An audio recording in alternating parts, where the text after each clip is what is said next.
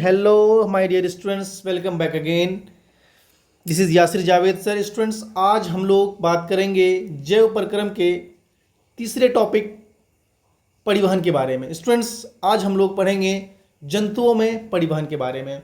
तो हम लोग जानेंगे परिवहन किस में होता है और कैसे होता है। तो हम लोग जो स्टार्ट कर रहे हैं ये परिवहन को हम लोग इंग्लिश में कहते हैं ट्रांसपोर्टेशन, यानी कि ट्रांसपोर्ट होना। परिवहन कहने का मतलब है एक जगह से दूसरी जगह जाना। तो आखिर क्या चीज़ एक जगह से दूसरी जगह जाता है, आज हम लोग उन चीज़ों के बारे में समझेंगे। तो चलिए हम लोग शुरू करते हैं। तो स्टूडेंट्स, हम लोग स्टार्ट करते हैं परिवहन के बारे में। तो परिवहन की अगर हम लोग बात करते हैं तो हम लोग देखते हैं कि हमारे शरीर में कई तरह की घटनाएं होती रहती हैं। हम लोगों ने जैव प्रक्रम को स्टार्ट किया था। हम लोगों ने जैव प्रक्रम में देखा कि हम लोग भोजन लेते हैं, फिर उसके बाद उस भोजन को पचाते हैं, फिर भोजन के पाचन करने के बाद हम उससे ऊर्जा निकालते हैं। ये सारी चीज़ें हम लोगों ने पोषण में देखा, पाचन में देखा, और उसके साथ साथ हम लोगों ने पिछली क्लास में शोषण में देखा। तो आज हम लोग बात करेंगे परिवहन की। परिवहन होता है बेसिकली हमारा जो ब्लड्स है, खून है, रक्त है, लाल रक्त कोशिकाओं के द्वारा। तो हम लोग जो भी खाना खाते हैं उन खाना का परिवहन होना, एक जगह से दूसरी जगह जाना ही क्या कहलाता है? परिवहन कहलाता है, यानी कि ट्रांसपोर्टेशन कहलाता है। हमने पिछली क्लास में देखा कि हम लोग क्या खाते हैं, भोजन लेते हैं। हम लोग देखें पिछली क्लास में हम लोगों ने क्या खाया, फूड्स लिया, भोजन लिया। वो भोजन किसके रूप में लिया? ग्लूकोज के रूप में लिया। क्या लिया? ग्लूकोज। क्या लिया था हम लोगों ने? ग्लूकोज लिया था। ग्लूकोज क्या था? मतलब हमने खाया तो था कार्बोहाइड्रेट, जो कि क्या था? कॉम्प्लेक्स था। क्या था? कॉम्प्लेक्स, तो बहुत ही हार्ड था। इसको हम लोगों ने तोड़ा, सरल बनाया। किसके रूप में? हम लोगों ने उसके सरल बनाया ग्लूकोज के रूप में। ग्लूकोज क्या है? एक सरल पदार्थ है। हमने क्या देखा? मुख गुहा की सहायता से हम लोगों ने क्या लिया? भोजन लिया, और ये भोजन हमारी पेट तक पहुंचा, और पेट से पहुंच करके ये हमारा इंटेस्टाइन यानी कि छोटी आंत में पहुंचा। छोटी आंत में कौन पहुंचा? ग्लूकोज पहुंचा। ग्लूकोज टूट गया। ग्लूकोज टूटने के बाद हमारा क्या हुआ? ये ग्लूकोज क्या हुआ? ग्लूकोज हमारी रक्त की कोशिकाओं में जाकर के मिल गया। किसकी कोशिकाओं में? रक्त कोशिका, यानी लाल रक्त कोशिकाएं जो है हमारा, इसमें जाकर के ग्लूकोज मिल गया। तो क्या लिखा है? रक्त इन्हीं शरीर की सभी कोशिकाओं तक पहुंचाता है। जो रक्त होता है ये हमारे खाने को, ये हमारे ग्लूकोज को शरीर के सभी कोशिकाओं तक पहुंचाता है। इनको पहुंचाने की प्रक्रिया को ही हम परिवहन के रूप में जानते हैं। ठीक है, तो आइए हम लोग देखें कि ये किस तरह से हमारे शरीर में पहुंचता है। ठीक है, चलिए हम लोग उसी प्रकार से एक संरचना देखें, जिसको हम लोग श्वसन में देखें कि हम लोगों ने जो फूड खाया वो रक्त में पहुंचा, और रक्त से क्या हुआ? रक्त में हमारा ऑक्सीजन आया, और ऑक्सीजन की उपस्थिति में क्या हुआ? ये ऊर्जा के रूप में निकला। किसके रूप में निकला? ऊर्जा के रूप में हमने एटीपी बनाया। एटीपी बनाया किसके प्रेजेंस में? In presence of oxygen. तो क्या लिखा है? फेफड़ों में प्रवेश करने वाली ऑक्सीजन रक्त द्वारा कोशिकाओं में पहुंच जाती है। हमने पिछली क्लास में मतलब ऑक्सीजन का पहुंचना पढ़ा था। आज हम लोग रक्त का किस किस तरह से बहाव होता है, आखिर ये रक्त कहाँ कहाँ से ट्रांसपोर्ट होता है, उन चीज़ों के और कैसे होता है उनके बारे में जानेंगे। तो हम कह सकते हैं कि शरीर के एक भाग से एक भाग में संश्लेषित या अवशेषित पदार्थ अन्य भागों में चला जाता है। यानी कि शरीर के एक भाग से हम लोग क्या करते हैं? ग्लूकोज को अवशोषित किए, हम लोग विलाई के माध्यम से ग्लूकोज को अवशोषित किए, और इस ग्लूकोज को शरीर के सभी माध्यम में पहुंचाए। इस प्रक्रिया को हम लोग परिवहन के नाम से जानते हैं। ठीक है, मानव की बात करें, मानव में इस प्रक्रिया को हम लोग, इस परिवहन को हम लोग परिसंचरण के नाम से जानते हैं। किस नाम से जानते हैं? परिसंचरण के नाम से जानते हैं। तो आप लोग याद रखेंगे, मानव में परिवहन की क्रिया को हम लोग परिसंचरण के नाम से जानते हैं। ठीक है, किसके नाम से जानते हैं? परिसंचरण के नाम से जानते हैं। चलिए, परिसंचरण की प्रक्रिया कुछ माध्यम की आवश्यकता होती है। परिसंचरण की जो क्रिया होगी, इस प्रक्रिया के लिए क्या होंगे? कुछ माध्यम की आवश्यकताएं होती है। तो माध्यम की अगर हम बात करें तो इसके दो माध्यम हैं। एक माध्यम है कि रक्त की सहायता से जाना, दूसरा जो है लासिका की सहायता से जाना, यानी कि एक ब्लड, दूसरा हम लोग बोलते हैं लिम्फ। एक ब्लड, रेड ब्लड सेल्स, दूसरा लिम्फ ऑर्गन्स, लिम्फ्स। रक्त की बात करें तो एक रक्त एक तरल संयोजी उत्तक है। रक्त क्या है? संयोजी उत्तक है। दूसरा लसिका की बात करें, यदि कोई वस्तु, यदि कोई हमारा बॉडी का कोई ऑर्गन क्षतिग्रस्त हो जाता है, मतलब टूट फूट हो जाता है, तो उस समय समय पर उसकी मरम्मत करने की व्यवस्था करने वाली एक सिस्टम होती है, एक स्ट्रक्चर होती है जिसको लसिका मदद करता है। अगर हम रक्त की बात करें, शरीर के चारों ओर रक्त को धकेलने के लिए एक पंपिंग अंग की आवश्यकता होती है। अब जो ये रक्त है हमारे बॉडी में तो मूव कर रहा है, हमारे बॉडी में घूम रहा है, जिसको हम लोग रेड ब्लड सेल्स कह रहे हैं। क्या कह रहे हैं? आरबीसी कह रहे हैं। ये आरबीसी हमारे शरीर में है। हम लोग हाथ करता है, कुछ भी करता है, तो सबसे ज़्यादा देखते हैं क्या हम लोग, हमारा शरीर से फव्वारे के रूप में बहुत ही क्या निकलता है, लार्ज अमाउंट में क्या निकलने लगता है, रक्त निकलने लगता है, या फिर जिसको हम लोग खून बोलते हैं, खून निकलने लगता है। तो इसको धकेलने के लिए आखिर इसके ऑर्गन में, हमारे शरीर में इसकी इतनी पंपिंग या फिर इतनी क्या बोला जाए, उसमें प्रेशर इतना क्यों होता है, इतनी ताकत क्यों होती है, वो एकदम फव्वारे के रूप में निकलता है। तो शरीर के चारों ओर रक्त को धकेलने के लिए एक पंपिंग अंग की आवश्यकता होती है, और साथ ही नलियों का एक नेटवर्क भी होता है। यानी कि उसमें वेंस की सहायता से, जो हम लोग अपने हाथों में देखते हैं क्या होते हैं, या फिर हम दिमाग में कहीं भी देखते हैं हमारे बॉडी में, जैसे कि ये डायग्राम में आपको दिख रहा होगा कि यहाँ पूरा शरीर में क्या दिख रहा है आपको, एक नली टाइप का स्ट्रक्चर बना हुआ है पूरा शरीर में, जिससे क्या होता है, पूरा शरीर में क्या होता है, हमारा रेड ब्लड सेल्स पहुंचता है। किसकी सहायता से? नलियों की सहायता से। नलियों की सहायता से जो सभी ऊतकों तक हमारा क्या होता है, हमारे ब्लड को पहुंचाता है। ठीक है, तो यह पंपिंग ऑर्गन क्या है? यह पंपिंग ऑर्गन है हमारा हृदय। यह पंपिंग ऑर्गन क्या है? पंपिंग सिस्टम क्या है? यह पंपिंग अंग क्या है? हमारा हृदय है, जिसको हम लोग क्या बोलते हैं, दिल है। तो हम लोग क्या समझेंगे, दिल का क्या काम है? दिल का काम क्या है? ब्लड को पंप करना। ठीक है, तो यह क्या है, दिल जो है हमारा, या फिर हृदय जो है हमारा, हृदय क्या है, एक तरह का ये हमारा क्या, पंपिंग अंग है। शरीर के चारों ओर रक्त को धकेलने के लिए पंपिंग अंग की आवश्यकता होती है। शरीर में जो हमारा, पूरे शरीर में जो हमारा ब्लड को पहुंचाता है, कौन पहुंचाता है? यही हमारा दिल पहुंचाता है। कौन पहुंचाता है? ये हमारा दिल, जो हमारे सीनों के बीचों बीच स्थित है, या हम कहें कि इसे जो हमारा सीना है, सीना के नीचे जो हमारे कैविटी बना हुआ है, उस कैविटी के बीच में क्या होता है, फेफड़ा होता है, और फेफड़ा और दोनों फेफड़ाओं के बीच में हमारा क्या होता है, दिल होता है। और ये काम जो दिल हमारा करता है, यह अनैच्छिक पंप है। अनैच्छिक कहने का मतलब है ये हमारी इच्छा के बिना ही, अनैच्छिक। हम कभी नहीं चाहता, हम कभी चाह कर भी अपने दिल को रोक नहीं सकते हैं। वो बोलता है दिल को थाम लिए, ऐसा कुछ भी नहीं हो सकता है। क्या हो सकता है? दिल को हमारा हमेशा धड़कता रहता है। जिस दिन इस दिल को अपने थाम लेंगे, जिस दिन दिल को हम रोक लेंगे, उस दिन हमारा, उस दिन लास्ट डे हो जाएगा। तो हम ये याद रखेंगे, दिल क्या है, हमेशा धड़कते रहता है, चाहे किसी कोई भी सिचुएशन आ जाए। क्या होगा? दिल एक अनैच्छिक क्रिया के द्वारा काम करता है। जिस तरह अपना हाथ को हिलाने से रोक लेते हैं, अपने पैर को चलने से रोक लेते हैं, अपनी ज़बान को बोलने से रोक लेते हैं, लेकिन हम अपने दिल को धड़कने से कभी नहीं रोक सकते हैं।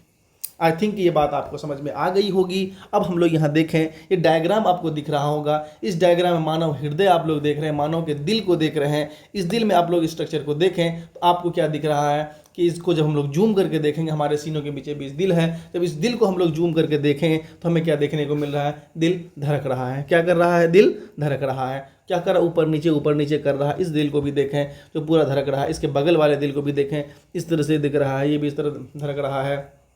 और यहाँ पर देखें, ये दिल है, इस दिल के बीचों, इस दिल के ऊपर एक लेयर, क्या बोलते हैं, परत चढ़ी हुई है। तो क्या मतलब होता है कि दिल को हमें क्या होना है, रखना है, हमें बहुत ही सेफ रखना होगा। क्यों? क्योंकि ये हमेशा क्या होता है, धड़कते रहता है। तो हम लोग क्या जानते हैं, दिल के ऊपर कई तरह की चीज़ें हैं, आवरण है बनी हुई, वो उन चीज़ों को भी देखें। और हम लोग यहाँ एक अंदर में एक आपको स्ट्रक्चर दिख रहा है। इस स्ट्रक्चर में क्या देख रहे हैं कि हमारे हाथ की मुट्ठी है। क्या है? हमारे हाथ की मुट्ठी है, और इसमें क्या देख रहे हैं, इस मुट्ठी में हमारा एक दिल, हमारा दिल रखा हुआ है। तो हम लोग इससे ये अंदाज़ा लगा सकते हैं, जो हमारा दिल का आकार है वो एक मुट्ठी भर है। क्या है हमारा दिल का आकार? क्या है? हमारा दिल का आकार मुट्ठी भर है। तो हम लोग ये कह सकते हैं दिल का आकार क्या है? 1 फिस्ट इज लाइक 1 फिस्ट, बहुत ही छोटा है। तो यहाँ क्या लिखा हुआ है हमारे हृदय के बारे में, दिल के बारे में? जो मानव हृदय है, मानव हृदय क्या है? एक पेशी अंग है। क्या है? एक पेशी अंग है, यानी कि मस्कुलर ऑर्गन है, इसमें मसल्स हैं। क्या है? इसमें मसल्स हैं। ठीक है। उसके बाद क्या कह रहा है? ये मानव मुट्ठी के आकार का है, यानी कि एक मुट्ठी की बात करें तो हम लोग अपने दिल को एक मुट्ठी में रख सकते हैं। बाहरी हृदय ढका हुआ है। हम लोग क्या देख रहे हैं? हृदय का जो बाहरी परत है वो ढका हुआ है। यहाँ हमको ये परत दिखाई दे रहा है। इस परत को क्या है? इस परत का काम है हमारे शरीर को, हमारे हृदय को थोड़ा सा बचा के, चोट खरोच से बचा के रखना। इस झिल्ली का नाम है पेरिकार्डियम। क्या का नाम है? पेरिकार्डियल झिल्ली या फिर पेरिकार्डियम सेल्स। पेरिकार्डियम सेल से मिलकर के बना होता है। और इस झिल्ली का नाम क्या रखते हैं हम लोग? इस झिल्ली का नाम है पेरिकार्डियल झिल्ली। क्या नाम है? पेरिकार्डियल झिल्ली। तो आप लोग ये याद रखिए, हमारा हृदय ढका हुआ है और ये पेरिकार्डियल झिल्ली। हृदय का वजन लगभग 350 ग्राम से 360 ग्राम होता है। तो हम लोग याद रखेंगे हृदय का जो वजन होता है 360 ग्राम, यानी कि आधा केजी से भी कम होता है, जिसका वजन कितना होता है? ओनली 360 ग्राम आपको देखने को मिलेगा। आई थिंक आपको, मुझे लग रहा है कि हृदय के बारे में इतनी जानकारी आपके लिए पर्याप्त है। अगर 2 मार्क्स के सवाल पूछें कि मानव हृदय के बारे में कुछ लिखें या मानव हृदय के बारे में टिप्पणी लिखें, जो 2 मार्क्स के लिए लिखना होगा, तो आप लोग 1, 2, 3, 4, 5 ये 5 लाइन लिखेंगे तो आपको 2 मार्क्स हर हाल में मिलेगा। ठीक है। तो आइए हम लोग अब देखें नेक्स्ट टॉपिक क्या कहता है। नेक्स्ट में लिखा है हृदय के बारे में कि हृदय को कितने पार्ट में डिवाइड करते हैं, हृदय को कितने भाग में विभाजित करते हैं। तो हम लोग देख रहे हैं कि हृदय को हम लोग 4 कक्ष में डिवाइड किए। कितने कक्ष में? 4 कक्ष में हम लोग हृदय को डिवाइड किए हैं। और उस पर भी ये लिखा है 2 ऊपर है 2 नीचे है, यानी, और उसमें उससे पहले क्या लिखा हुआ है? दायां और बायां पक्ष। दायां और बायां इधर में 2 ही पक्ष हुआ। इसका मतलब है कि दायां में भी 2 पक्ष होगा, बायां में भी 2 पक्ष होगा। और क्या लिखा है? 2 ऊपरी है 2 नीचे है। 2 2 4 हुआ, मतलब 2 अलिंद है 2 नीले है। मतलब ऊपरी वाले को औ से अलिंद कहते हैं, निचली वाले को नौ से नीले कहेंगे। याद रखने में कितना आसानी है। ऊपरी वाली अ अलिंद, और से याद रखें निचली वाली नौ नीले। 2 नीचे 2 ऊपर। तो हम लोग क्या याद रखेंगे? हृदय के 4 कक्ष होते हैं, 2 अलिंद और 2 नीले। तो ये स्ट्रक्चर आपको देखने को मिल रहा होगा कि यहाँ पर आपको इस तरह से स्ट्रक्चर है। ये एक हुआ पार्ट हुआ, ये 2 पार्ट हुआ, ये 3 पार्ट हुआ, ये 4 पार्ट हुआ। कुछ पार्ट बड़े हैं, कुछ पार्ट छोटे हैं। ठीक है। और इसमें क्या है? कई तरह की संरचनाएं निकली हुई। इन सब चीज़ों के बारे में हम डिटेल स्टडी करेंगे। चलिए हम लोग अपने नेक्स्ट स्लाइड पर क्या लिखा है। तो हमारा नेक्स्ट स्लाइड में हमको ये देखने को मिल रहा है एक स्ट्रक्चर, एक जोरदार स्ट्रक्चर, जिस स्ट्रक्चर में सारी चीज़ें दी हुई है। हिंदी में ही हम लोग हिंदी में ही सारी चीज़ों को पढ़ रहे हैं। यहाँ पर थोड़े इंग्लिश में थे, इस वजह से मैंने इसको स्किप किया। हम लोग क्या करेंगे? 2 चीज़ों के बारे में पहले जानेंगे कि 2 क्या है? अलिंद है, और 2 क्या है? नीले क्या है। तो हम लोग यहाँ पर ऊपर की संरचनाओं को देखें तो हमको क्या देखने को मिल रहा है? ये जो संरचनाएँ हैं ये ऊपर है। ऊपर हम लोग क्या बोलते हैं? अलिंद बोलते हैं। क्या बोलते हैं? अलिंद बोलते हैं। ये अलिंद कौन सा है? लेफ्ट साइड है, बायां साइड है, इसलिए हम लोग क्या बोलेंगे? ये बायां अलिंद। यहाँ पर हमारा लिखा हुआ है। क्या लिखा हुआ है? देखें, ये रहा, यहाँ देखिए बायां साइड है, ये अलिंद है बायां। इसका मतलब है इसको हम लोग इस तरह से उल्टा देखेंगे ना, कि हम लोग जब खड़े होंगे तो हमारा ये साइड बायां होगा और ये साइड दायां होगा, ये साइड बायां होगा, ये साइड दायां होगा। इसको जब हम लोग खड़ा होंगे तो हमको ये समझ में आएगा हमारा ये साइड बायां है। अब ये दाएं साइड को देखें अलिंद को, इसको हम लोग क्या बोलेंगे? दायां अलिंद। क्या बोलेंगे? दाएं साइड जो ऊपर वाली संरचना है ये दायां अलिंद, और बाएं साइड जो ये संरचना है ये बायां अलिंद। उसी तरह नीचे साइड नीले, बायां नीले, और ये दायां नीले। आई थिंक ये बातें आपको, इतनी बातें आपके दिमाग में घुसी होंगी। अब और इसकी संरचना को अगर हम देखें, इस संरचना में हमें क्या दिखाई दे रहा है? एक महाधमनी दिखाई दे रहा है, जो सबसे ऊपर लिखा है। हम उसको याद रखेंगे। क्या लिखा है? महाधमनी। इस महाधमनी को हम लोग याद रखेंगे। ठीक है। और हम लोग क्या देख रहे हैं? सबसे पहले हम लोग देखें कि महाधमनी के बाद क्या है नीचे में। महाधमनी के बाद अगर हम लोग लेफ्ट साइड में, अगर हम लोग दाएं साइड में देखें, अपने दाएं तरफ देखें, तो दाएं साइड में क्या देखने को मिल रहा है? शरीर के ऊपरी भाग से महाशिरा। ये क्या है? महाशिरा। इसको हम लोग बोलते हैं सुपेरियर वेना कावा। क्या बोलता है? शरीर के ऊपरी भाग से, सुपेरियर साइड से ऊपर महाशिरा, शरीर के निचले भाग से महाशिरा। मतलब ये जो है ऊपरी भाग से महाशिरा है, और यहाँ जो है ये जो है निचली भाग से महाशिरा। ये स्ट्रक्चर निचली भाग से महाशिरा, और ये ऊपरी भाग से, सॉरी ये नहीं, ये ऊपरी भाग, ये पूरा स्ट्रक्चर ऊपरी भाग से महाशिरा होगा। ठीक है। अब हम लोग देख रहे हैं कि इस हृदय के बाएं साइड में अगर हम आते हैं तो बाएं साइड में क्या देख रहे हैं, फुफ्फुस धमनियाँ। क्या है सबसे ऊपर, फुफ्फुस धमनियाँ है ये, उसके नीचे क्या है, फुफ्फुस शिराएं। दो चीज़ें हमें यहाँ, दो नया वर्ड मिला, क्या, धमनियाँ मिला और दूसरा क्या मिला हमको, शिराएं मिला। ऊपर मिला धमनियाँ, नीचे मिला शिराएं। तो दोनों कहाँ है, दोनों का दोनों बाएं अलिंद में है, बाएं अलिंद के पार्ट से है। लेकिन फुफ्फुस धमनी की बात करें तो फुफ्फुस धमनी जुड़ा हुआ है किससे है, दायां नीले से, यहाँ से जुड़ा हुआ है। ठीक है, सिर्फ अभी वर्ड देखें। उसके बाद क्या है, बायां नीला है, नीचे बायां अलिंद है। और इसके बीचों बीच हम लोग देखते हैं क्या है, एक स्ट्रक्चर है, एक मोटी सी लेयर है, जिसको हम लोग क्या बोलते हैं, विभाजिका बोलते हैं। ठीक है, अब आगे चलते हैं। आगे क्या है, उस चीज़ों को हम लोग थोड़ा सा डिटेल समझें, थोड़ा सा समझें। एक बार इसको देख लें, उसके बाद फिर हम लोग समझेंगे। तो यहाँ स्ट्रक्चर देखें, आपको थोड़ा सा ज़्यादा क्लियर होगा। थोड़ा सा क्लियर क्या होगा, आप लोग पहले देखें बाएं साइड में। बाएं साइड में क्या देखेंगे, ये वाला जो स्ट्रक्चर है, इस स्ट्रक्चर को हम लोग क्या बोलते हैं, इसी बायां अलिंद बोलते हैं। बाएं साइड में जो स्ट्रक्चर है, एक क्या है, बायां अलिंद है।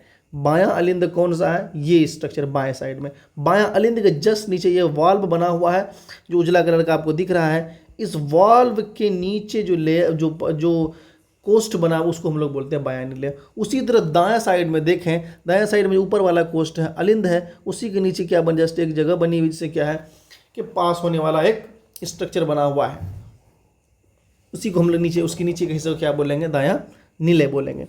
इन चारों चीज़ समझ में आ गया। अब ऊपर की बात करें, ऊपर पे आते हैं। ऊपर पे क्या देख रहे हैं, एक महाधमनी है। क्या है, महाधमनी। महाधमनी की अगर हम लोग बात करें, जो महाधमनी है उसमें कई तरह के पाइप्स जुड़े होते हैं। दैट मीन्स धमनी है। क्या है ये, धमनी, एक धमनी है, महाधमनी, इसका मतलब धमनी है कुछ।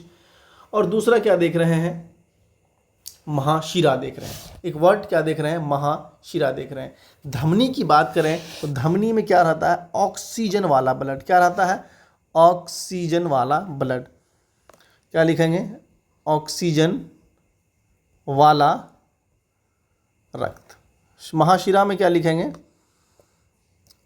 ऑक्सीजन नहीं वाला रक्त, जिसमें ऑक्सीजन नहीं है। ये दोनों बात समझ में आ गई। तो महाधमनी जो है कहाँ से जुड़ा होता है, बायां नीले से। जो महाधमनी होता है वो महानिलाई से जुड़ा होता है। ठीक है, और महाशिरा जो होता है वो कहाँ से जुड़ा होता है, वो जुड़ा होता है दायां अलिंद से। कहाँ से, दायां अलिंद से जुड़ा होता है। ये भी देखें, ये जो महाशिरा, एक महाशिरा यहाँ भी है, एक महाशिरा आपका यहाँ भी है। इस महाशिरा को आप लोग देखें, एक महाशिरा यहाँ और एक महाशिरा यहाँ। ये दोनों कहाँ से जुड़ा हुआ, इससे जुड़ा हुआ है। किससे जुड़ा हुआ है, इस ऊपर वाले से जुड़ा हुआ है। और ये भी किससे जुड़ा हुआ है, महाशिरा, ये भी यहाँ से जुड़ा हुआ है, इसी से, किससे, दायां अलिंद से जुड़ा हुआ है। ठीक है, अब दूसरा देखें, यहाँ पर धमनी है। ये धमनी ये भी है और यहाँ भी शिराएं है। दोनों का नाम थोड़ा सा फर्क है, फुफ्फुस धमनी और फुफ्फुस शिराएं। फुफ्फुस धमनी और फुफ्फुस शिराएं।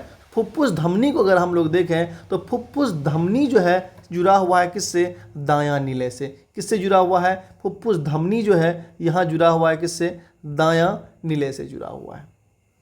फुफ्फुस शिराएं की बात करें तो फुफ्फुस शिराएं क्या जुड़ा हुआ है, बायां अलिंद से। किससे जुड़ा हुआ है, बायां अलिंद से जुड़ा। ये स्ट्रक्चर ये अलिंद में आता है, बायां अलिंद से जुड़ा हुआ है। इतनी बातें समझ में आई कि कौन कहाँ से जुड़ा हुआ है। अब हम लोग देखें इसकी थोड़े से, अलिंद और नीले के बीच एक छिद्र होता है, अलिंद और नीले।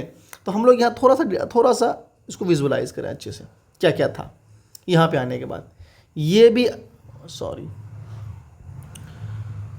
ये अलिंद है, ये नीला, सॉरी ये भी अलिंद होगा ना, ये दायां अलिंद, ये भी अलिंद है, लेकिन ये दायां अलिंद है, ये बायां अलिंद है। ठीक है, नहीं उल्टा हो गया क्या, आई थिंक ये उल्टा हो गया, आई एम सॉरी। हाँ भाई, तो बोले ये थोड़ा सा उल्टा हो गया। ये बायां है ना, बायां उल्टा, बायां, और ये दायां, उल्टा अगर इस तरह है। ठीक है, ये बायां निलय है, ये भी दायां निलय है, ये भी दायां निलय है। ये स्ट्रक्चर है इस तरह से, मतलब इन दोनों बीच में विभाजन है इस तरह से, चार पार्ट अगर हम लोग देखें इसको। तो क्या लिखता है यहाँ पर लिखता है कि अलिंद और नीले के बीच एक छिद्र होता है। अलिंद और नीले जो है, ये अलिंद है और ये नीला है, इन दोनों के बीच में क्या है, छिद्र है। इस छिद्र को हम लोग वाल्व कहते हैं। जो लेयर है उसको हम लोग छिद्र को क्या बोलेंगे, इसको हम लोग वाल्व के नाम से जानते हैं। किसके नाम से जानते हैं, वाल्व के नाम से जानते हैं। ठीक है। अब दूसरा क्या है, वाल्व रक्त के प्रतिवाह को रोकता है। प्रतिप्रवाह कहने का मतलब है कि बैक फ्लो, मतलब जैसे कि यहाँ पर कोई खून आ गया, यहाँ से उधर खून नहीं जाएगा, वापस नहीं जाएगा। जैसे कि दायां अलिंद से दायां नीले में कोई रक्त आ गया तो बाहर नहीं जाएगा, या फिर बायां अलिंद से बायां नीले में कोई रक्त आ गया तो बाहर नहीं जाएगा। तो वाल्व का क्या काम होगा, वाल्व का काम है, कभी पूछ ले, वाल्व का क्या काम है, वाल्व का काम होगा रक्त के प्रतिप्रवाह को रोकना। वाल्व का काम क्या होगा, प्रतिप्रवाह को रोकना। इज दैट क्लियर, यहाँ तक क्लियर हुआ। वाल्व का क्या काम है, प्रतिप्रवाह को रोकना। ठीक है, अर्थात वे रक्त को केवल एक ही दिशा में बहने देते हैं, यानी कि जो रक्त आया है वो रक्त क्या होगा, केवल और केवल एक ही दिशा में बहेगा। जो अंदर की दिशा में आया है वो अंदर की दिशा में ही रहेगा, वो बाहर नहीं बैकफ्लो नहीं होगा। यानी कि दायां नीले में अगर आया है या फिर बायां नीले में आया है तो ये ऊपर की तरफ नहीं जाएगा। तो वाल्व का काम प्रतिप्रवाह को रोकना, बैकफ्लो को रोकना। ठीक है, यानी एट्रिया मतलब नीले से अलिंद से नीले की ओर, अलिंद से नीले की ओर एक ही दिशा में बहने देते हैं। मतलब ये अलिंद से नीले की ओर ही सिर्फ और सिर्फ बहेगा, इधर से उल्टा नहीं जाएगा। हृदय का बायां भाग हमेशा ऑक्सीजन युक्त रक्त संचालित होता है। जो अब बायां भाग है, जो हृदय का बायां भाग है, ये ऑक्सीजन युक्त मतलब ऑक्सीजनेटेड। दैट मीन्स कि हमारे अलिंद और नीले में बायां अलिंद तथा बायां नीले जो है, इसमें क्या होगा, ऑक्सीजन वाला खून होगा, ऑक्सीजन वाला ब्लड होगा। यही अगर हम लोग बात करें हृदय का दाहिना भाग, हृदय का दाहिना यानी कि दाहिना अलिंद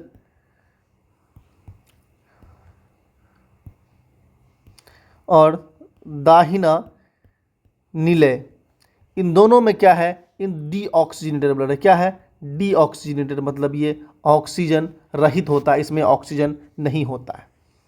ठीक है, ये दोनों की बात समझ में आ गई। इतनी बातें आई थिंक क्लियर हो जानी चाहिए कि क्या है हमारे हार्ट में, दिल में क्या होता है, महाधमनी है, महाशिरा है। दो चीज़ें हैं, महाधमनी में ऑक्सीजन वाला रक्त रहता है, महाशिरा में डीऑक्सीजनेटेड ब्लड रहता है।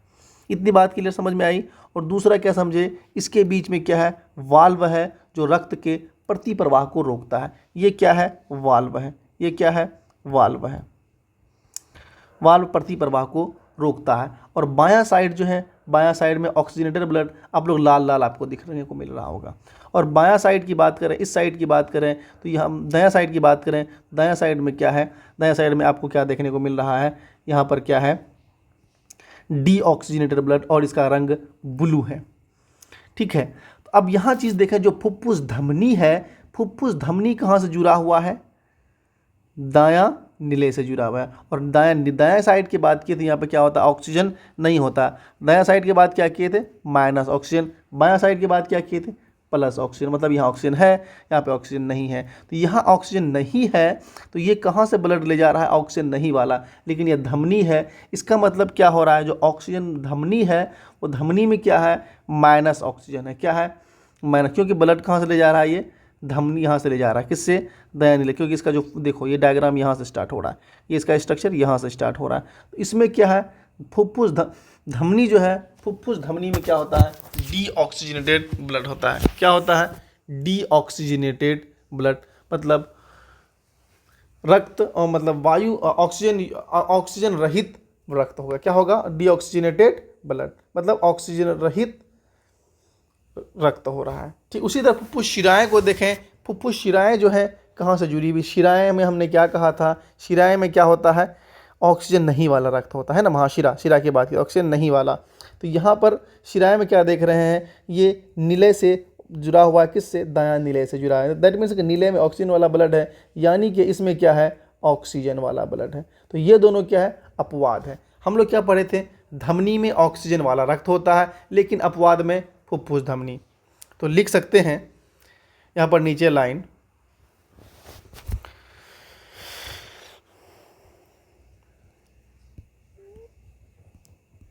धमनी में ऑक्सीजन वाला रक्त होता है। अपवाद क्या लिख देंगे हम लोग? अपवाद लिख देंगे क्या? फुफ्फुस धमनी। कौन?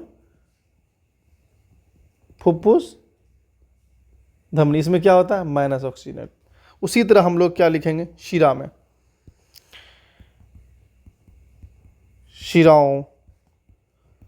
शिराओं में ऑक्सीजन रहित रक्त होता है। अगर अपवाद की बात करें, अपवाद में कौन होगा हमारा? फुफ्फुस शिरा होगा। यहाँ पर क्या होता है? ऑक्सीजनेटेड ब्लड होता है। ये बातें समझ में आई? हम लोग क्या देखते हैं, हमारे जो शरीर में अपने हाथ को देखेंगे, आपके हाथ में एक ब्लू कलर का तुम्हारा एक रग दिखाई देगा, जिसको हम लोग बोलते हैं नस। जिसको नस को हम लोग क्या बोलते हैं? शिरा बोलते हैं। नस या शिरा, क्या इसको हम लोग बोलते हैं? नस बोलते हैं। इसका कलर क्या होता है? हम लोग ब्लू देखते हैं। उसे ब्लू से याद रख लेंगे। और उस नस में क्या होता है? ऑक्सीजन रहित ब्लड होता है। क्या होता है? ऑक्सीजन रहित ब्लड होता है। हमारा जो जिस हाथ में हम लोग वैन में इंजेक्शन लेते हैं, उसमें ऑक्सीजन रहित ब्लड होता है। तो उसमें क्या है? उसका कलर ब्लू कलर का है। और उसके हमारे हाथ को जब बीच में कोहनियों के बीचों बीच जब अपने हाथ देंगे, तो हम मोटे रंग की, मोटे तरह की एक वो आपको वो दिखाई देगा, धमनी दिखाई देगा। जो मोटे रग दिखाई देगा उसी को हम लोग बोलते हैं क्या? धमनी बोलते हैं। उसमें ऑक्सीजन युक्त ब्लड होता है। और ये जो मोटा होता है और मजबूत होता है। क्यों होता है? इसके पीछे भी कई सारे वजह हैं। और ये कभी टूट जाए, अगर ये कट जाए, कट के निकल जाए, तो इंसान पागल हो सकता है। दिमाग में ब्लड, बहुत सारी जगह ब्लड पहुंचने में दिक्कत हो सकती है। आप आदमी का हाथ कट जाता है, लेकिन ये रग हमेशा रहता है, कटता जल्दी नहीं है। तो अब हम लोग आगे देखें, आगे क्या लिखा है, आगे हमारे बारे में क्या दिया हुआ है। तो यहाँ लिखा है, शरीर के ऊपरी भाग से एक बड़ी शिरा दाहिने अलिंद में प्रवेश करती है। तो हमने क्या देखा? शरीर के ऊपरी भाग से, शरीर की जो ऊपरी भाग है हमारा, दिल के ऊपर वाले हिस्से से, दिमाग हुआ, आँख हुआ, नाक, कान हुआ, कंधा हुआ, हाथ हुआ, इस सारे ऊपर से क्या है कि एक बहुत बड़े शिराएँ जिसको हम हमारे शरीर में प्रवेश करते हैं। यानी कौन सा? यानी कि ये वाला। किसकी बात कर रहा है ये? इस महाशिरा की बात कर रहा है। इस महाशिरा की बात कर रहा है क्या? दाहिने अलिंद में प्रवेश करती है। कहाँ प्रवेश करती है? ये दाहिने अलिंद में। यहाँ से जो ब्लड है, यहाँ से जो ब्लड है, ये कहाँ प्रवेश करती है? दाहिने अलिंद में प्रवेश करती है। ठीक है। और लिख रहा है, शरीर के निचले हिस्से से एक बड़ी नस दाहिने अलिंद में प्रवेश करती है। नस यानी कि आपका किसकी बात कर रहा है? ये बात कर रहा है किसका? शिरा की बात कर रहा है। किसकी बात कर रहा है? शिरा की बात कर रहा है। तो हम लोग क्या देख रहे हैं? यहाँ से शरीर के निचले हिस्से से, यानी कि हमारे दिल के नीचे वाले हिस्से, हमारे जांघ, हमारा पैर, हमारा कमर, हमारी पैर की अंगुलियाँ, इन सारे हिस्सों से हमारे क्या हो रहा है? जो खून है, वो खून क्या हो रहा है? कहाँ प्रवेश कर रहा है? वो हमारा कहाँ? दाहिने अलिंद में प्रवेश कर रहा है। तो इसका मतलब है कि दोनों जो है दाहिने अलिंद में ही प्रवेश करता है। कौन दोनों? ये महाशिरा ऊपरी हिस्से वाला, निचले हिस्से वाला महाशिरा। अब क्या लिख रहा है? चार शिराएँ बाएं अलिंद में प्रवेश करती हैं। जो चार शिराएँ हैं बाएं अलिंद में प्रवेश करती हैं, 2 दाएं फेफड़े से और 2 बाएं फेफड़े से। तो 4 शिराएँ जो है वो हमारे कहाँ प्रवेश करती है? दाएं अलिंद में। कहाँ प्रवेश करती है? हमारे बाएं अलिंद में। बायां अलिंद क्या है? पहले उसको देखें। ये बायां अलिंद हमारा, ये बायां अलिंद है। इस बायां अलिंद में क्या हो रहा है? 4 शिराएँ प्रवेश करती हैं, 2 दाएं फेफड़े से और 2 बाएं फेफड़े से। ठीक है। ये जो यहाँ दिख रहा है आपको, यहाँ पर 4 शिराएँ आती है। कितने शिराएँ आती है? 4 शिराएँ आती है। ठीक है। ये फुफ्फुस शिराएँ जो आपको दिख रहा है, ये 4 आएंगे। 2 जो दाएं फेफड़े से 2 आएगा, 2 बाएं फेफड़े से आएगा। तो यहाँ सिर्फ इसमें डायग्राम में 1 दिया हुआ है, 1 या नहीं 2 दिया हुआ है, 2 और देना भूल गया, या फिर पीछे साइड है। ठीक है। अब आगे हम लोग देखते हैं। अब आगे है कि शरीर की सबसे बड़ी धमनी बाएं नीले से निकलती है। शरीर की सबसे बड़ी धमनी जो है, जिसको हम लोग महाधमनी कहते हैं, जो ये महाधमनी है, ये कहाँ से निकलती है? ये निकलती है बाएं नीले से। कहाँ से निकलती है? बायां नीले। ये बाएं नीले, दैट मीन्स ये जो धमनी है यहाँ से निकलती है। ये जो महाधमनी है, सबसे बड़ी धमनी, इसकी बात कर रहा है। किसकी बात कर रहा है? इसकी बात कर रहा है। ये जो महाधमनी है, ये कहाँ से निकलती है? बायां नीले से निकलती है। ठीक है। इसको आप लोग लिख लीजिएगा अपने किताब में, अपने नोट्स में, ताकि आपको समझने में आसानी हो सके, और एक स्ट्रक्चर बना लीजिएगा।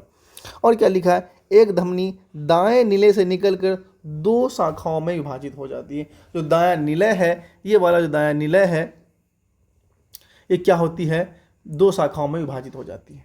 ठीक है, एक शाखा दाएं फेफड़े में प्रवेश करती है, दूसरी शाखाएं बाएं फेफड़े में प्रवेश करती है। यहाँ जो हिस्सा है, ये जो हिस्सा आपको दिख रहा है, ये वाला पार्ट आपको दिख रहा है, इस पार्ट में क्या है, इस पार्ट से क्या है, फुफ्फुस धमनियाँ निकलती हैं। कितनी फुफ्फुस धमनियाँ निकलती हैं? 2 फुफ्फुस धमनियाँ। एक फुफ्फुस धमनियाँ दाएं फेफड़े में, एक फुफ्फुस धमनियाँ बाएं फेफड़े में चली जाती है।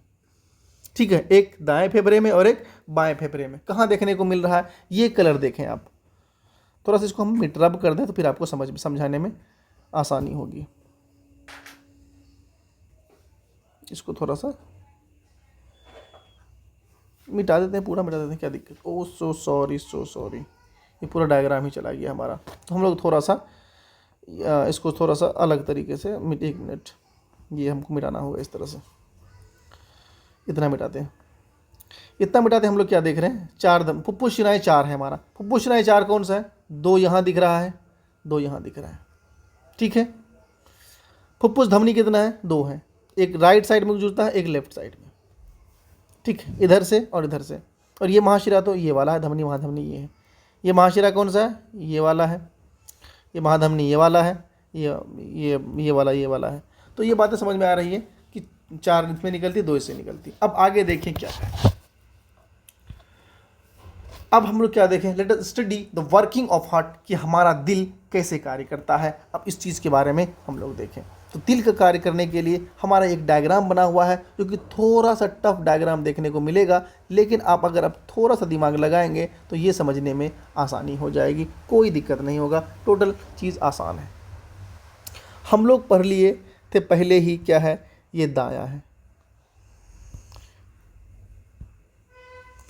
हम लोग क्या पढ़े थे, ये दायां है, ये दायां अलिंद है। ठीक है, ओह सॉरी, फिर से मैं उल्टा कर दे रहा हूँ, I am so really sorry for that. Left है, ये बायां अलिंद है। ये तो ब्लैक कलर ही हो गया। ये दायां अलिंद हो गया, ये दायां नीले हो गया, ये बायां नीले हो गया।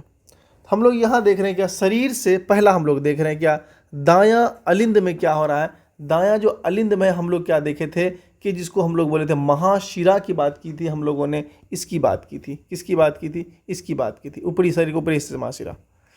तो शरीर के ऊपरी हिस्से से महाशिरा में क्या कह रहा है, शरीर की ऑक्सीजन रहित रक्त दोनों वेना, क्या मतलब दोनों जो ऊपरी महाशिरा है इससे बाएं अलिंद में लाया जाता है। इससे क्या होता है, अलिंद में लाया जाता है। जो शरीर के ऊपरी हिस्से जो हमारा है, दिल के ऊपर वाला जो हिस्से है, उसके ऊपर के हिस्से से क्या आया जाता है, ऑक्सीजन रहित। जिसमें ऑक्सीजन नहीं है उसको, उस रक्त को लाया जाता है। मतलब क्या होता है, ऑक्सीजन रहित। हम लोग पहले ही बात किया था, इसमें ऑक्सीजन नहीं है उस चीज़ को लेकर के आता है कौन, ये जो ऊपरी वाली महाशिरा है ना, ऑक्सीजन, ये वाला ऑक्सीजन नहीं वाला, मतलब ऑक्सीजन रहित वाला कौन लेके आता है, ये लेके आता है, उसी की बात कर रहा है। अब रक्त वाल्व के माध्यम से दाएं वेंट्रिकल, यानी कि दाएं नीले में चला जाता है। यहाँ से वाल्व के माध्यम से यहाँ पे जो भी बिना ऑक्सीजन वाला ब्लड आया, बिना ऑक्सीजन वाला ब्लड क्या करता है, दायां नीले में चला जाता है। ठीक है, दायां नीले से ऑक्सीजन रहित रक्त को फुफ्फुस से धमनी के लिए ऑक्सीजन के लिए फेफड़े तक, ऑक्सीजनीकरण के लिए फेफड़े तक लाया था। अब ये दाएं नीले से क्या होता है, हमारा दिल धड़कता है। यहाँ पे क्या दीवार, अब ये याद रखें, इसकी जो दीवार होती है यहाँ से लेकर यहाँ तक, इसकी दीवार मोटी होती है। क्यों मोटी होती है? क्योंकि यहाँ से जो है इस चीज़ को हमको फुफ्फुस धमनी में भेजना है। किसमें भेजना है? फुफ्फुस धमनी में। डायरेक्ट हमने देखा था कि यहाँ से क्या एक नली निकली हुई है, यहाँ से है ना, इस वाले फुफ्फुस धमनी निकली हुई है ना, फुफ्फुस धमनी निकली हुई है। तो ये फुफ्फुस धमनी क्या करेगा, यहाँ से ये फुफ्फुस धमनी क्या करेगा, ये वाला फेफड़े तक पहुँचाएगा। क्यों पहुँचाता है? दाएं नीले से, दायां नीले जो इससे ऑक्सीजन रहित रक्त को, जो ऑक्सीजन रहित रक्त यहाँ से आया इधर से, इसमें, और ये इसको क्या करता है, ऑक्सीजन वाले करने के लिए फेफड़े में। क्यों? क्योंकि फेफड़े से ही तो ऑक्सीजन लेते हैं हम। फेफड़े से ऑक्सीजन, तो क्या होता है, हमारा जो ये ब्लड चला जाता है फेफड़े के पास, कहाँ पर, एल्विलाई के पास, कुपिका के पास पहुँच जाता है। तो कुपिका में क्या होता है, ये ऑक्सीजन लेता है। क्या होता है? ऑक्सीजन लेता है। तो ऑक्सीजन क्या लेता है, फेफड़े से ऑक्सीजन युक्त को फुफ्फुस सिराएं द्वारा ले जाता है। अब क्या होता है, ये ऑक्सीजन तो लेकर के आया, लेने के गया, लेकिन क्या होता है, फुफ्फुस शिराएं जो होती है हमारे पास, वो फुफ्फुस शिराएं क्या होती है, हमारे दाएं लीलिंद में, दाएं अलिंद में लाया जाता है।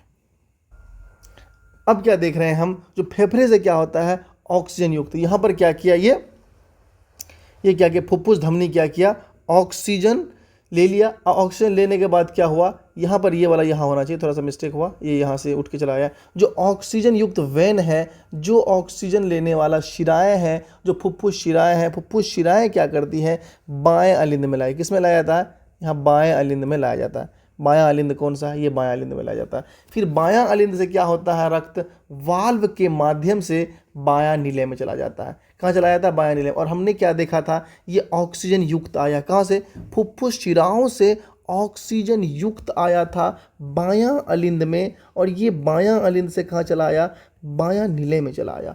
अब ये बायां नीले से क्या चला जाएगा, कहाँ चला जाएगा, ये बायां नीले से, ये हम लोगों ने बात की थी कि बायां नीले से क्या होता है, इसकी दीवारें मोटी होती है यहाँ पर, और ये क्या होता है, जो दिल धक धक करता है, इसी मेन रीज़न यही धक धक करने का कि यहाँ से भेजता है, यहाँ से क्या जुड़ा हुआ है, हमारा यहाँ से महाधमनी जुड़ा हुआ है। महाधमनी कहाँ से जुड़ा हुआ होता है, बायां नीले से। बायां नीले से ऑक्सीजन युक्त रहित महाधमनी के माध्यम से शरीर के सभी भागों में पहुंचता है। किसके माध्यम से, महाधमनी के माध्यम से। तो हमने ये देखा था कि ये महाधमनी जो होता है, महाधमनी कहाँ से, बायां नीले में जुड़ा हुआ है। और इसमें इतना, देखिए दीवार पर थोड़ी सी मोटी दिख रही है इस एरिया की, क्यों दिख रही, क्योंकि इससे पूरे शरीर में हमको रक्त भेजना है। क्या करना है, इससे हमारे पूरे शरीर में रक्त भेजना है। पूरे शरीर में अगर रक्त भेजना है तो क्या होगा, हमें इलेक्ट्रिक मतलब करंट बहुत ज़्यादा जनरेट करना होगा। मतलब ये जो धक धक ज़्यादा जोर से करेगा तभी हमारा ब्लड क्या होगा, हमारे शरीर के सभी हिस्से तक पहुंच सकता है, पहुंच पाएगा। तो हमने देखा है कि जो लोग बीमार होते हैं हार्ट डिजीज़ की वजह से, या फिर जो लोग बीमार होते हैं शुगर की वजह से, उनका जो ब्लड का फ्लो है थोड़ा सा कम हो जाता है, और कुछ लोगों को हार्ट की बीमारियां भी हो जाती। क्यों, मेन रीज़न यही, अगर हार्ट की बीमारियां होती है तो उसके बॉडी में, उसके जो हार्ट में इलेक्ट्रिक मतलब जो करंट जनरेट कैपेसिटी नहीं होती है, इतना जो जोर जोर नहीं धड़क सकता है, वहाँ तक पूरा पहुँचा नहीं सकता है, जिस वजह से क्या होता है, उसे बीमारियां हो जाती। इसके लिए हम लोग पेस मेकर का इस्तेमाल करते हैं। पेस मेकर लगने से क्या होता है, वक्त पे, टाइम पे हमारा जो हृदय है काम करता है, और हमारे पूरे शरीर को रक्त का संचारण करता है। ठीक है, इतनी बातें समझ में आई। आई थिंक ये सारी बातें आपको अच्छे से समझ में आ गई होंगी। ठीक है, अब हम लोग देखते हैं, ये चीज़ें भी हम लोग देखते हैं। ये हमारा डायग्राम है, इस डायग्राम को आप थोड़ा सा देखें, उसके बाद आपको चीज़ें क्लियर होगी। क्या लिखा हुआ है, ये देखिए यहाँ पर क्या लिखा हुआ, फ्रॉम बॉडी, हमारे शरीर से। कहाँ से, हमारे शरीर से क्या आ रहा है, माइनस ऑक्सीजन वाला ब्लड। और नीचे यहाँ क्या, शरीर के नीचे वाले हिस्से से हमारे माइनस ऑक्सीजन वाला ब्लड। एक जो दिल के ऊपर वाला हिस्सा वहाँ से आता है, एक दिल के नीचे वाला हिस्सा वहाँ से आता है। ये दोनों कहाँ आता है, इसमें आता है। किसमें, देखिए बार बार आप देख रहे हैं, वहाँ से फिर यहाँ आया, वहाँ से फिर यहाँ आया, ये देख रहे हैं। उसके बाद कहाँ चला जाता है, ये चला जाता है लंग्स के लिए इधर चला जाता है, और लंग्स के लिए यहाँ चला आता है। ये भी देख रहे हैं आप, ठीक है। ये लंग्स के लिए इधर चला जाता है, और लंग्स के लिए इधर चला जाता है। क्या करने के लिए, ऑक्सीजन लेने के लिए, ठीक है। अब क्या होता है, ये ऑक्सीजन लेकर के आएगा फ्रॉम मतलब से, लंग से। ये क्या कर रहा है, लंग से ऑक्सीजन लेकर के आ रहा है, कहाँ, हमारे इस वाले पार्ट में क्या है, यहाँ से हमारा बॉडी एओर्टा, जिसको हम लोग बोलते हैं, महाधमनी के माध्यम से पूरे शरीर में पहुँच जाता है। तो ये हम लोग देख रहे हैं, ये चीज़ दो काम एक साथ हो रहा है, एक बार आ रहा है, एक साथ जा रहा है। इसी को हम लोग बोलते हैं परिसंचरण। दो बार हो रहा है तो इसी को हम लोग क्या बोलेंगे, दोहरा परिसंचरण। क्या बोलते हैं, इसीलिए इसको हम दोहरा परिसंचरण बोलते हैं, या फिर हम लोग इंग्लिश में से डबल सर्कुलेशन के नाम से जानते हैं। Is that clear everything, is that clear? I think आप लोगों को ये बातें क्लियर हो गई होंगी। इसलिए क्या कहा जाता है, मनुष्यों में क्या कहा जाता है, मनुष्यों परिसंचरण को इस रूप में जाना जाता है, दोहरा परिसंचरण। क्या, दोहरा, डबल सर्कुलेशन हो जाता है, क्योंकि एक साथ दो काम हो रहा है। Is that clear? ये था आपका क्या था, हमारा मानव हृदय में किस तरह से ब्लड ट्रांसपोर्ट होता है। ये देखें, यहाँ आया, चला गया, फिर यहाँ आया, फिर यहाँ से ये इधर से निकल के चला जाएगा।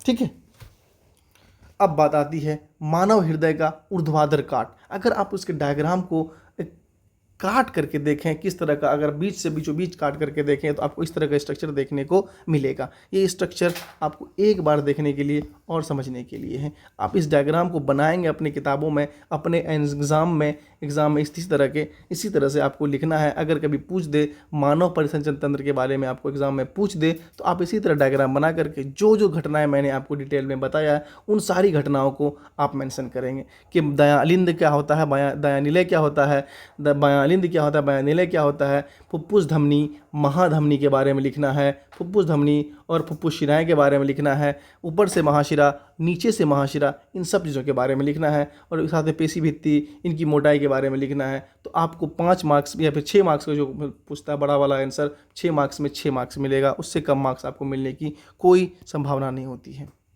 तो हम लोगों ने इतना देखा, आई थिंक कि हमको आगे भी थोड़ा सा देख लेना चाहिए। लेकिन हम लोग क्या देखेंगे नेक्स्ट क्लास में, क्या करेंगे, जो शरीर के चारों ओर रक्त कैसे पहुंचता है, किसकी आवश्यकता होती है, इस चीज़ को हम लोग नेक्स्ट क्लास में देखेंगे। तो आप लोग इतना समझिए। तब तक के लिए हमारे इस यूट्यूब चैनल को सब्सक्राइब करें, लाइक करें और शेयर करें। तो हम लोग कल बाकी नेक्स्ट लेक्चर में हम लोग इसके बारे में जानेंगे। तब तक के लिए धन्यवाद।